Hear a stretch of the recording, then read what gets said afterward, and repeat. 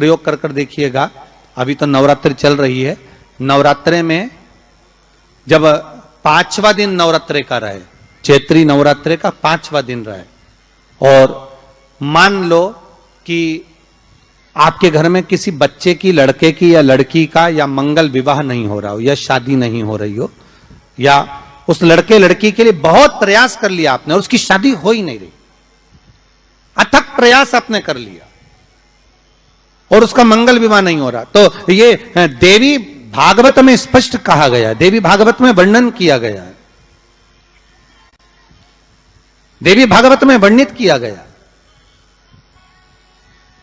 और देवी भागवत में कहा गया कि आम का जो पत्ते होते हैं, आम का जो पत्ता होता है, आम का जो पल्लव होता है, उस आम के पत्ते पर हल्दी और सिंदूर, इन दोनों से स्वस्तिक का निर्माण किया जाए। देवी भागवत का संवाद है, बहुत ध्यान देना महाराज।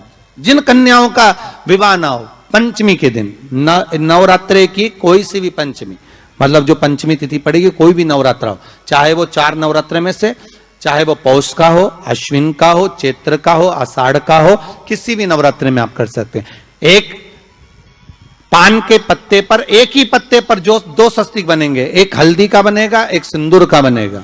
बस अंतर इतना है, जो हल्दी का स्वस्तिक है उस पर कंकु के चावल, अर्थात रौली के चावल, रोली कुंकू के चावल रखना है, और जो सिंदूर का है उस पे हल्दी के चावल रखना। इतना रखकर जिस लड़का लड़की का विवाह नहीं होता उसकी हथेली पर रखकर उसका नाम और गोत्र बोलकर महाराज उसको ले जाकर नीम के पेड़ के नीचे उसको रख दिया जाए। जितने आस्था चैनल पर कथा सुन रहे हो, जितने फेसबुक और यूट्यूब पर सुन रहे हो, बहुत सावधानी से सुनना कि पंचमी कौन सी तिथि? पंचमी, चाहे वो शुक्ल पक्ष की हो, चाहे वो कृष्ण पक्ष की। शिव महापुराण की कथा कहती है आपको सुख का अनुभव हो जाए। कार्य सिद्ध जिंदगी में कभी संपदा कम नहीं हो सकती, संपदा बढ़ती चली जाती है। संपदा घट नहीं सकती, बढ़ेगी और घटेगी, कष्ट नहीं आ सकता, रोग बीमारी तकलीफ नहीं आ सकती। आपके लिए तो लाभदायक है, समझ लो ये कथा।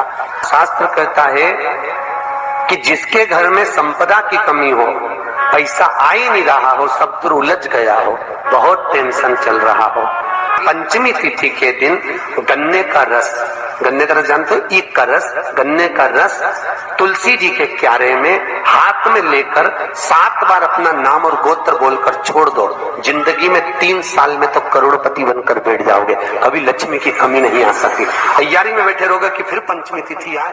हमारे यहाँ सांपों की पूजन कौन से दिन होती है, कौन सी तिथि में करते हैं? जम के बोलो जरा। नाग पंचमी। नाग पंचमी का मतलब क्या है? सांपों की पूजन करो।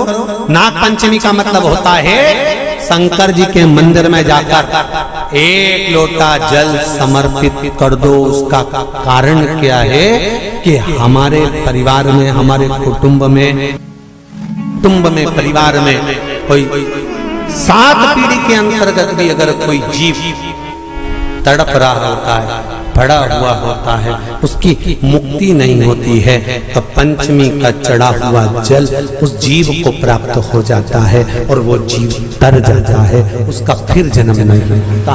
वो तर